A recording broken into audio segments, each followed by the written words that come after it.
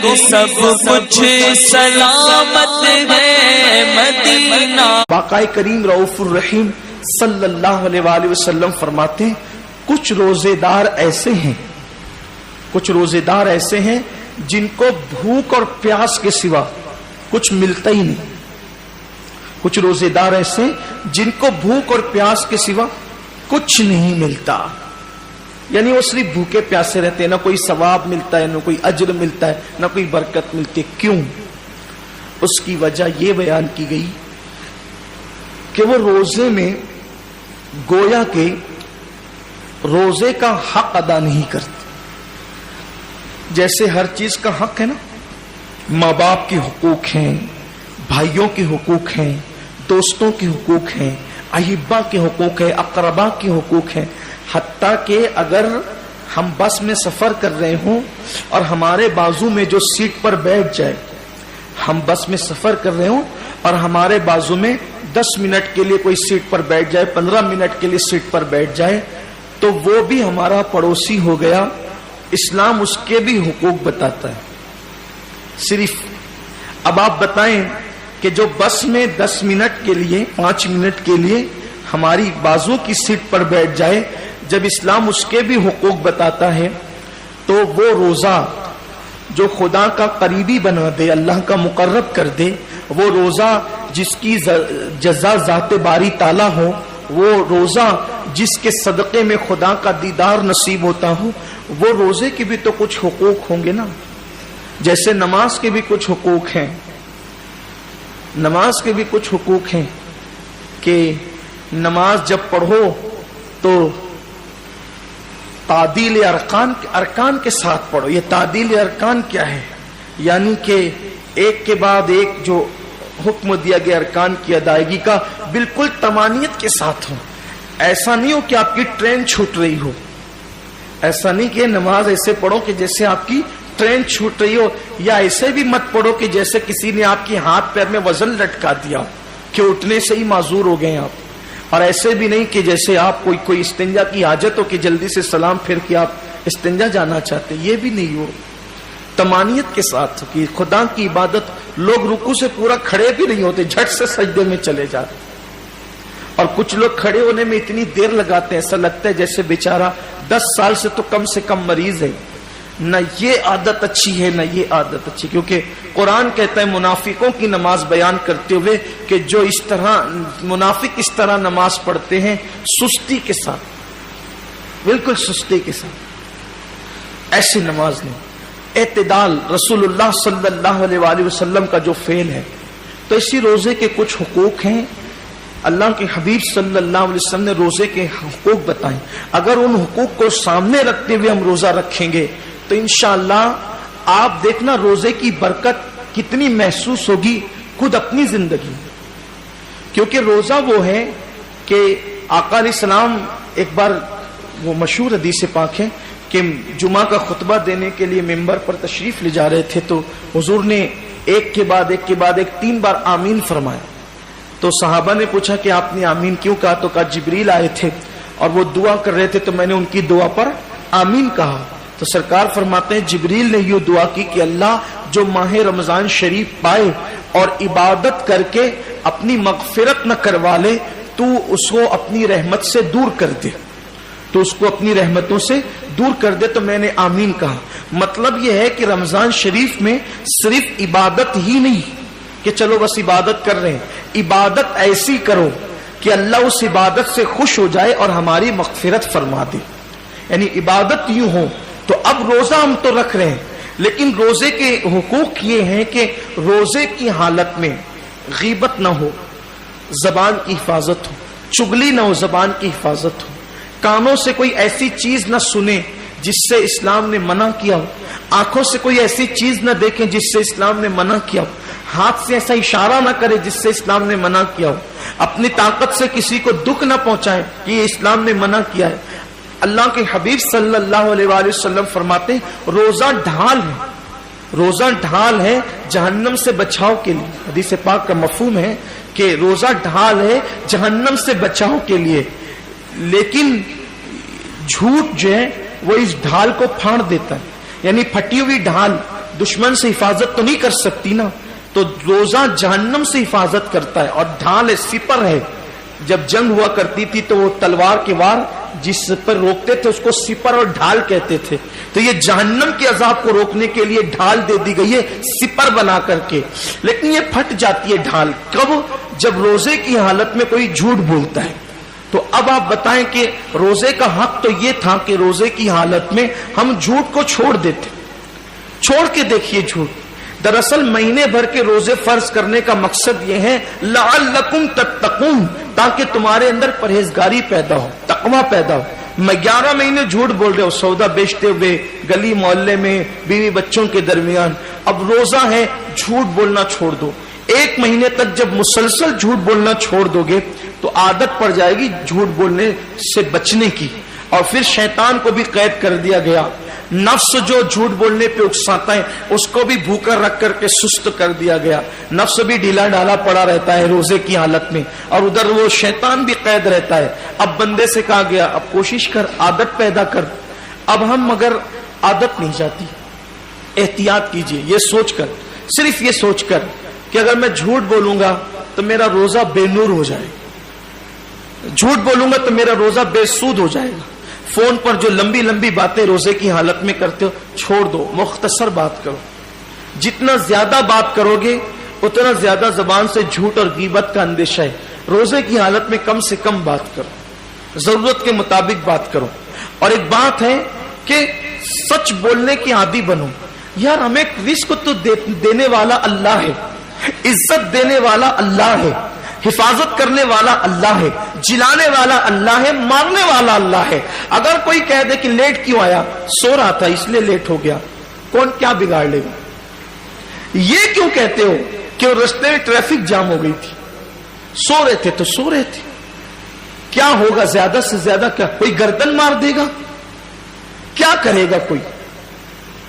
اگر ہم لیٹ ہو گئے اور سچ بول دیے کہ میں سونے نیند کی وجہ سے لیٹ ہو گیا تو نہیں پہنچ سکا، میرے بچوں کو کھلا رہا تھا نہیں پہنچ سکا، لیٹ ہو گیا. کوئی کر کیا لے گا؟ اتنا ہی ہوگا کہیں نوکری کرتے تو وہ ہٹا دے گا.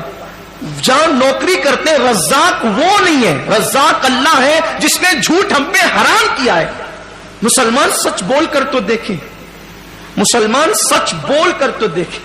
دراصل عبادتوں کی جو لذتیں برکتیں ہمارے چہروں پر، ہمارے دلوں پر، ہمارے کردار پر جو مرتب ہونا چاہیے وہ اس لیے نہیں ہے کہ روزہ تو رکھ رہے لیکن اس کا حق ادا نہیں کر رہے. حقوق روزہ سے غافل ہو چکے ہیں. مخلوق کا خوف ہے، خالق کا خوف نہیں ہے. بولو زبان سے سچ، حق بولو. اسی لیے رمضان شریف لایا گیا ہے تاکہ ہم پریکٹس کریں، ہم عادی بنیں، ہم اپنی زبانوں کو پاک کریں، تطہیر کریں.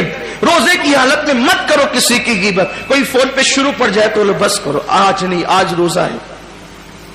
اظہار کرو آج روزہ نہیں کریں. اللہ جانتا ہے. آج صبح ہی میرے دوست سے بہت دنوں سے میری گفتگو نہیں ہوئی تھی. فجر کی نماز کے بعد وظیفے میں بیٹھا تھا کہ اچانک اس کی یاد آئی. میں نے اس کی یاد آنے پر وظیفہ روک کر اس کو فون. محبت جو ہے کئی دن ہو گئے تھے، اس کا ایکسیڈنٹ بھی ہو گیا مجھے پتا چلا، تو میں نے اس کو فون کیا تو گفتگو اس نے لمبی کر دی. اور اسی درمیان میں پھر شروع پڑ گیا. اس نے، میں نے کہا یار آج جمعہ ہے میرے عزیز اور روزہ ہے. بس سن تو لے. میں نے کہا روزہ ہے، بہت قیمتی ہے رمضان شریف کا روزہ. بس کر، ختم کر دیں آپ، چھوڑ دیں آپ، بند کروا دیں. پرواہ نہیں کی. دوست راضی. دوست تو یار تو مرنے کے بعد جیتے جی دوست تو چھوڑ دیتے، مرنے کے بعد چھوڑ دیں گے. بہت وفادار دوست لوگ ہیں تو مرنے کے بعد تو سب نے چھوڑنا ہی چھوڑنا. وہ یار کی ذات ہے جو کبھی نہیں چھوڑتا. تو سب کی خوشی میں اسے کیوں ناراض کرتے ہیں؟ بولے صاف لفظوں میں لیکن اچھے انداز. یہ نہیں کہ آپ کا تکبرانہ لہجہ ہو اور آپ کا جھڑکیاں ہو. نہیں، یہ اسلام نہیں. اسلام کے اندر تو جھڑکیاں ہے ہی نہیں. آپ کا لہجہ اچھا چھوڑ دیجئے، کوئی بات نہیں، مت کیجئے غیبت. روزہ ہے ہمارا آج. اور روزہ رکھنے والا دیکھیے، ہم روح افزا فریج میں پڑا ہوا ہے، شربت فریج میں پڑا ہوا ہے، فروٹ دوپہر سے بھر کے، بلکہ کل سے پرسوں سے پوری فریج بھری ہوئی، کھانوں کی خوشبو آ رہی ہے. کیوں نہیں کھاتے؟ سچ بولنا، کیوں نہیں کھاتے؟ روزہ ہے، اللہ نے منع کیا نہیں کھاتے، یہی ہے نا، اللہ نے منع کیا، اگر کھا لیں گے تو روزہ ٹوٹ جائے، صحیح یہی ہے۔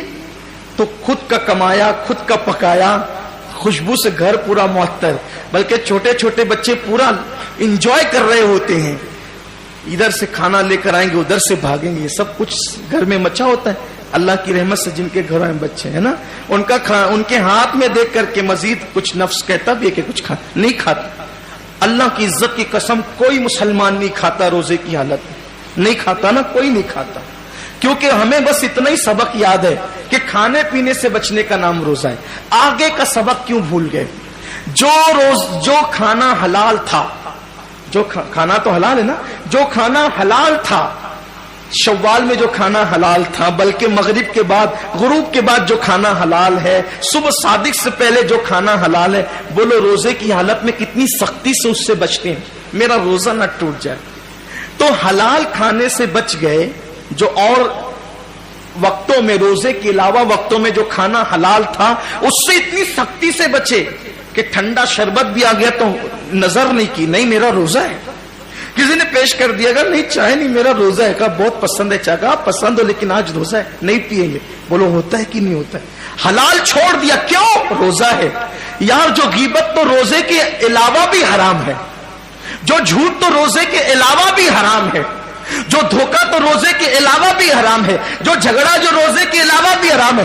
حلال کھانا بند کر دیتے ہو صبح صادق سے غروب آفتاب تک، جو حرام روزے کے علاوہ بھی ہے اس کو روزے میں کیوں نہیں چھوڑتے؟ اس کی وجہ یہ ہے کہ آپ کو بس اتنا پتا ہے کہ میں کھا لوں گا تو روزہ چلا جائے گا، پی لوں گا تو روزہ چلا جائے گا۔ اب اس سے بڑھ کر میں آپ کو کہتا ہوں، فقہا تو یہ کہتے ہیں کہ غیبت کرنے کے بعد بھی روزہ آپ کا شرع کے اعتبار سے، حکم کے اعتبار سے، فقہ کے اعتبار سے باقی رہے گا، آپ روزے دار رہیں گے، ظاہراً آپ کا روزہ مکمل ہو جائے گا، مگر حقیقت میں غیبت کر لی تو بھی آپ کا روزہ چلا جائے گا۔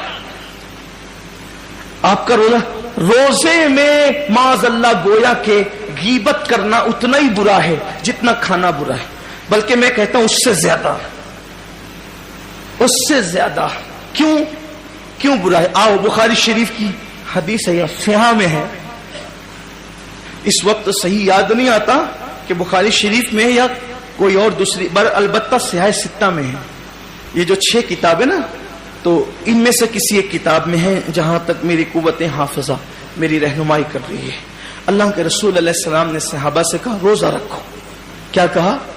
روزہ رکھو، اور جب تک میں نہ کہوں اس وقت تک کوئی افطار نہ کرے۔ حضور نے فرمایا صلی اللہ علیہ وسلم، حدیث پاک کا مفہوم ہے، جب تک میں نہ کہوں اس وقت تک کوئی روزہ نہ کھولے، اپنی زبان میں مالے گا، روزہ نہ کھولے جب تک میں نہ کہوں۔ اب سب منتظر ہیں، سب منتظر ہیں کہ حضور کا حکم ہو تم افطار کریں، یعنی روزہ کشائی کریں، روزہ کھولیں۔ ایسے میں ایک صحابی بارگاہ رسالت میں آئے، عرض کی یا رسول اللہ، میرے ماں باپ آپ پہ قربان صلی اللہ علیہ وآلہ وسلم، میرے گھر کی عورتوں نے بھی روزہ رکھا ہے، میرے گھر کی عورتوں نے بھی روزہ رکھا ہے، تو آقا یہ بتائیں کہ کیا اب وہ روزہ کھول دے، اب وہ روزہ کشائی کر لے، ان کی روزہ کشائی ہو جائے، افطار کر لے وہ؟ حدیث پاک کا مفہوم ہے کہ انہوں نے روزہ کہاں رکھا، انہوں نے روزہ کہاں رکھا، بلا ان کو بلایا گیا۔ اب بلانے کے بعد حضور علیہ السلام نے ان لوگوں کے سامنے ایک تشت رکھا، ان عورتوں کے سامنے ایک برتن رکھا، تشت، کہ اس میں الٹی کرو، طے کرو، الٹی کرو۔ ان لوگوں نے جب الٹی کی تو حیرت کی انتہا نہ رہی دیکھنے والوں کی کہ اس الٹی کے اندر گوشت کے لوتھڑے نکلنا شروع ہوئے، گوشت نکلنا شروع ہوا اس کے اندر۔ اب حضور نے تو بطور معجزہ بتا دیا نا، آج کل تو کوئی بتا نہیں سکتا۔ اب کوئی بندہ صبح صادق سے لے کے شام تک بھوکا رہے، الٹی کرے تو کیا نکلے گا؟ کچھ نکلنا ہے، زیادہ سے زیادہ کف نکل سکتے ہیں یا کڑوا پانی نکل سکتا ہے، کھانا تو نہیں نکلے۔ جس کی بھوک کو اتنا وقت گزر جائے. اچھا ایک چیز ہے، چلے اگر کھانا بھی نکلا تو سحری میں دہی کھایا تو دہی نکلے گا، چاول کھایا تو چاول نکلے گا. ایسا تو نہیں ہو سکتا نا کہ پالک کھائی اور نکل گیا گوشت، یہ تو نہیں ہو سکتا. اب ان لوگوں نے گوشت تو نہیں کھایا تھا مگر نکلا کیا؟ گوشت. اس کا مطلب یہ تھا کہ چوری چپے کہیں انہوں نے گڑبڑ کی ہے. گوشت تو گھر میں نہیں کھایا روزے کی شروعات کے، لیکن کچھ نہ کچھ ان سے گڑبڑ ہوئی، انہوں نے کہیں چھپ چھپا کر کچھ کھا لیا. لیکن حیرت یہ تھی کہ وہ عورتیں بھی اس سے زیادہ حیرت زدہ تھی کہ یا اللہ ہم نے تو گوشت کھایا نہیں، گوشت نکلتا کیوں ہے، آیا کہاں سے؟ اور پریشان ہو گئی یہ گوشت آیا کہاں سے. سرکار نے ان کی پریشانی دور کی اور میرے غیب داں نبی صلی اللہ علیہ وآلہ وسلم نے فرمایا کیا تم لوگوں نے کسی مسلمان کی غیبت نہیں کی؟ کیا تم لوگوں نے کسی مسلمان کی غیبت نہیں کی؟ فلاں فلاں کی غیبت تم نے نہیں کی؟ انہوں نے کہا ہاں کی. فرمایا یہ وہ اسی گوشت کا لوتھڑا ہے، کیونکہ جو کسی مسلمان کی غیبت کرتا ہے گویا وہ اپنے مرے ہوئے بھائی کا گوشت کھاتا ہے، وہ اپنے مردہ بھائی کا گوشت کھاتا ہے. یہ وہی انجام ہے. انہوں نے بکری کا مرغے کا گوشت نہیں کھایا تھا، اونٹ کا گوشت نہیں کھایا تھا. یہ گوشت کیوں نکلا؟ یہ غیبت کر کے جو مرے ہوئے بھائی کا گوشت کھایا تھا، یہ وہ گویا کہ بتایا جا رہا ہے حقیقت کے اندر اس کا. یہ حضور کی شان ہے، حضور علیہ السلام نے بتا دیا. تو اب سحری آپ بھی مونگ کی دال سے کریں یا کھیر سے کریں یا تری کے مسالے سے کریں، لیکن اگر آپ بیٹھ کر غیبت کرتے ہیں تو آپ نے بھی مرے ہوئے بھائی کا گوشت حلق کے نیچے اتار لیا. اب وہ تو حضور کا ظاہری دور تھا، حضور نے اگلوا دیا. اب کون اگلوائے گا؟ یہ تو پیٹ جہنم کدا بن رہا ہے. میں پھر کہتا ہوں کہ میں یہ نہیں کہتا کہ غیبت سے روزہ ٹوٹ جاتا ہے، لیکن یہ ضرور کہتا ہوں روزہ